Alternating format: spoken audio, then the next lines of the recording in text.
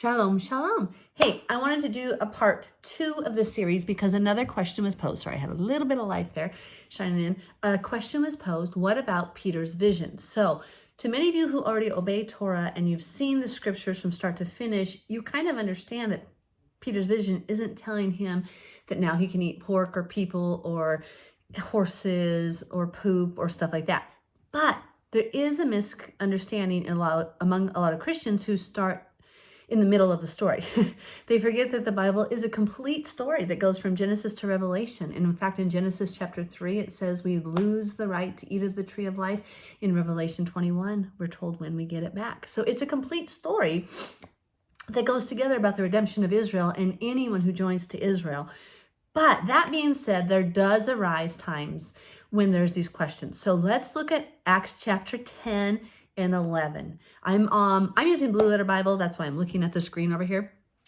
But we're just going to read it because there's nothing in this passage that ever indicates we can now get up and eat pork and all those things. I proved that on the last one that Yeshua's words were not saying you could just eat anything. The tradition of the whole thing in Matthew 15 was literally talking against the Talmudic law, talking about, hey, you don't have to wash your hands when coming back from the marketplace. It wasn't saying all things that go in you are clean, right? If I drink bleach, I'm still going to die. If I eat pork, it's still sin, right? God didn't change, the nature of sin didn't change at the cross. God doesn't say now you can murder and commit adultery. The nature of sin, God didn't change at the cross. If he changed his mind once, he could change it again, and then Jesus doesn't have to come back to save us. But hey, he doesn't change. God says that about himself in the Tanakh. He says, I am not a man that I should change. So let's believe him. Let's stand firm to what he says, and let's try to understand what he says. Let's not cipher thousands of verses through one passage and try to make it all antinomian against the law. Let's look at the whole story. Okay, so Acts chapter 10. There was a certain man in Caesarea named Cornelius, a centurion of what was called the Italian regiment, a devout man and one who feared Elohim, God, with all his household, who gave alms generously to the people and prayed to God always. About the 9th hour of the day, he saw clearly in a vision an angel of God coming in and saying to him, Cornelius. And when he observed him, he was afraid and said, What is it, Lord? So he said to him, Your prayers and your alms have come up for a memorial before God. Now send men to Joppa and send for Simon, whose surname is Peter. He is lodging with Simon as tanner, whose house is by the sea. He will tell you what you must do. This is a Gentile, non-Israelite, who in the scriptures from I could show you back in places in the Old Testament as well, they're called the uncircumcised. It's not always simply an act of cutting off the foreskin. Sometimes it is referring to the Gentiles this way. That is just, how they did it. That's how our ancestors do it.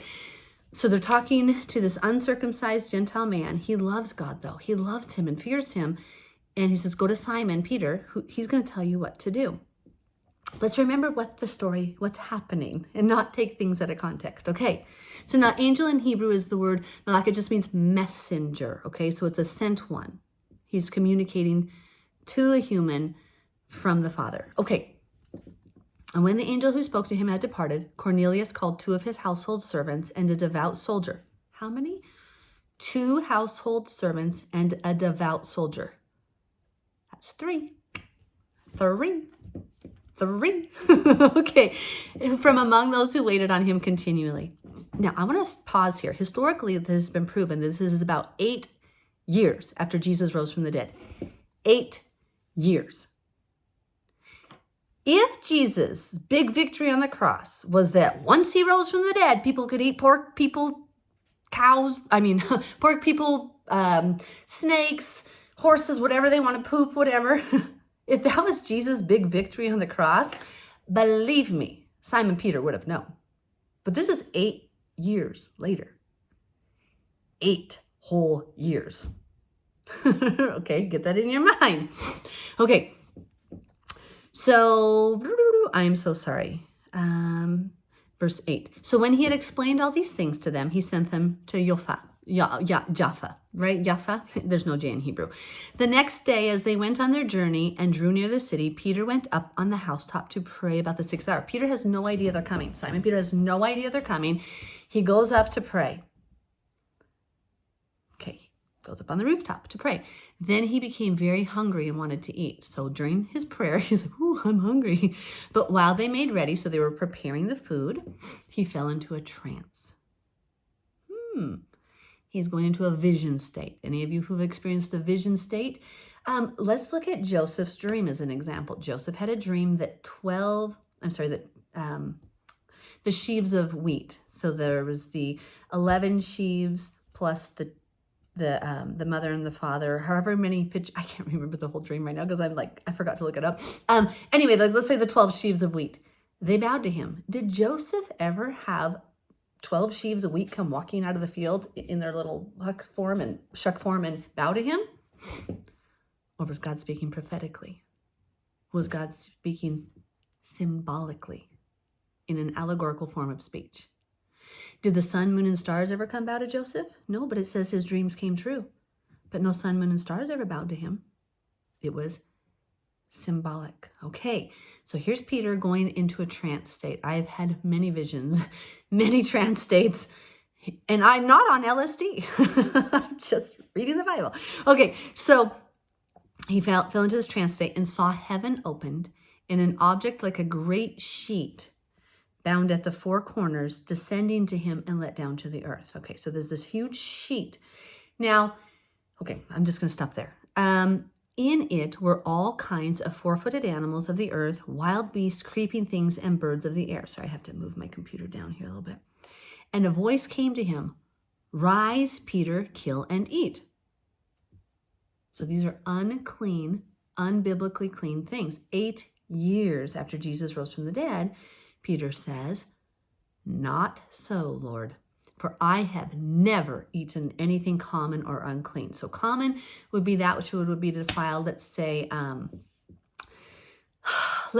a woman was on her impurity and came and touched the food you were going to eat. That would be unclean. Or let's say an animal died of itself. That would be unclean. But let's say you eat pork. That's okay. So the common or unclean, so you can be defiled in a number of ways. The actual unclean, the things that are not even food, they're never called food in Hebrew, are things like pork, shellfish, humans, horses, stuff like that, dogs, poop, right? That's not an animal, but still. And then you have the things that are defiled other ways. Like if it died of itself, let's say if it was a cow, if it died of itself, if it was torn by wild beasts, the Gentiles could have those, but the actual Israelites could not. Anyway, he's saying, I didn't do any of this. Nothing common or unclean. And a voice spoke to him again the second time. I think I skipped a verse because my computer went too far down here. "Rise, Peter, kill and eat." Verse 14. But Peter said, "Not so, Lord, for I have never eaten anything common or unclean." Verse 15. And a voice spoke to him again the second time. "What God has cleansed, you must not call common." This was done 3 times, and the object was taken up into heaven again. Okay, he falls into a trance while he's hungry. He's waiting. He has no idea that Cornelius had this vision. Cornelius sends 3 men to him. He has 3 times this vision. Now, while Peter wondered within himself what this vision which he had seen meant, wait a minute. If it was about food, then that was stupid clear as day. Right? It's not about food. While Peter wondered within himself what this vision which he had seen meant, he was wondering what it meant. Okay, this is a vision. This is symbolic. This is definitely not about food because my God doesn't change. If it had been about food, it would have been clear as day, and he would have said, "Oh my gosh, let's roast a pig." "Hey, be careful, John, because when you die, we're going to have a party." "Hey, I can eat shellfish now." No, he doesn't say that, does he? Never. Let's keep reading. See, this is so important. Even on an intellectually honest, basic human level, you cannot twist this. He doesn't say, now you can eat people. Now you can eat horses. Now you can eat pig. Doesn't say that. And already prophesied in Isaiah chapter 65 and 66 that says when Jesus comes back the second time, and no pastor has ever denied that that's what it means when I've showed them these verses. Jesus consumes those, destroys those, eating swine's flesh. Isaiah 65 and 66. That's his second coming, the return of the Messiah. So if Isaiah already prophesied it, Isaiah was proven to be a prophet of God, we know his words are going to come true. Everything else came true. Peter didn't say, guys, God just told me we can eat whatever we want. He wondered what the vision meant. Wondered. He was praying about it. Okay, Lord, what are you trying to show me? Behold, the men who had been sent from Cornelius had made inquiry for Simon's house and stood before the gate while he was wondering. Verse 18. And they called and asked whether Simon, whose surname was Peter, was lodging there. While Peter thought about the vision, the Spirit said to him, behold, 3 men are seeking you. Arise, therefore, go down and go with them, doubting nothing, for I have sent them. He just had the vision where he's like, no, I've never eaten anything common or unclean. 3 Gentiles called to him based on his raising, the traditions where the Israelites are to separate from the Gentiles. We are not to intermarry or intermix. He would have doubted. He's like, I can't just go with the Gentiles because I'm not supposed to intermix. I'm not supposed to just become like them. But the Holy Spirit's like, don't doubt right now. Go. This is of me. Then Peter went down to the men who had been sent to him from Cornelius and said, yes, I am he whom you seek. For what reason have you come? And they said, Cornelius the centurion, a just man, one who fears... Okay, sorry, I just lost the page. I should be on a Bible, right? Cornelius... I'm so sorry, guys, I moved that. Cornelius the centurion, a just man, one who fears God and has a good reputation among all the nation of the Jews. Yehud. Okay, can I pause for a minute? So the people left in the land of Israel at this time was just the house of Judah, and it was Judah, Benjamin, and Levi. If you understand from the books of Kings, Chronicles, all those books, the house of Israel split into 2 houses. You have the northern kingdom called Israel, Ephraim, or Joseph. All 3 names synonymous, meaning the same group of people. 10 northern tribes ruled by the tribe of Ephraim. First of all, under Jeroboam. Southern kingdom were the Jews. It was prophesied all throughout Hosea, all throughout Scripture, that the 10 northern tribes of Israel would become the Gentiles and get taken by the Assyrian army, which they were. Tiglath-Pileser Pul came and took them and dispersed them amongst the nations. They went all through Europe. The southern kingdom, it was prophesied in the book of Jeremiah, and Daniel shows this, that for 70 years the Jews would be captive in Babylon, but they would return, and they did. So the Jews have always kept their identity as God's children. There's more of that in Hosea, there's more of it all through, but that's just a side note. The people in the land of Israel at this time were the Jews, Judah, Benjamin, and Levi. That's who were the Jews because they were ruled by the house of Judah. So all of the sons of David were ruling this tribe, okay? The northern tribes were ruled by a different group of people, and they got scattered in about 720 to 730 BC. That is all historically proven. Even look at Assyrian records. They prove the same thing. So these, when he says Judah, he has a good reputation among the Jews. It really is just Judah, Benjamin, and Levi. My family were Levites, so yeah, we would be there. If your family was Asher, Zebulun, there's a huge chance that you were already in Europe at that time. So you probably wouldn't have been there. Okay. So not everybody who's an Israelite is a Jew. Please remember that. There's a huge misunderstanding there. Okay. I keep losing my place. Okay. Verse 22. And he was divinely instructed by a holy angel to summon you to his house and to hear words from you. Then he invited them in and lodged them. On the next day, Peter went away with them, and some brethren from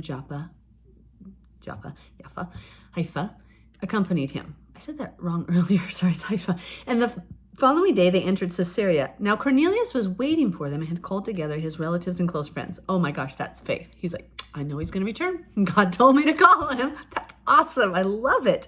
As Peter was coming in, Cornelius met him and fell down at his feet and worshipped him. But Peter lifted him up, saying, hey, stand up. I myself am just a man, and also a man. And as he talked with him, he went in and found many who had come together. Then he said to them, you know how unlawful it is for a Jewish man to keep company with or go to one of another nation. But God has shown me that I should not call any man common or unclean. Woo! Blow the sirens! What did he show him? That he could eat pork? That any animal out there should not be called common or unclean? Peter freaking tells us The interpretation. God showed me I should call no man common or unclean. Why do we go against what Peter himself tells us what the revelation meant? We like, well, God was just trying to get through his head that it was about things he was eating. No. Peter says, God uses to speak to me to show me call no man common or unclean, because I was taught that I can't just fellowship with the Gentiles. But God told me don't call any man common or unclean. I can't do that to you. You have a right to be grafted in to the root of Israel. I can't keep you separate from God's people. Peter says the interpretation right here. I don't care what your pastor says. Peter knows what God spoke to him. This is 8 years after Jesus rose from the dead. Peter didn't get up and say, hey, God just showed me to call nothing I'm eating common or unclean. No, he said, God showed me. This was unlawful. I mean, I understand that I'm not supposed to just be associating with the Gentiles, but God told me to call no man common or unclean. Let's keep reading for a minute. Therefore, I came without objection as soon as I was sent for. When was he sent? Exactly when he was hungry, exactly when he got the vision. I asked them, for what reason have you sent for me?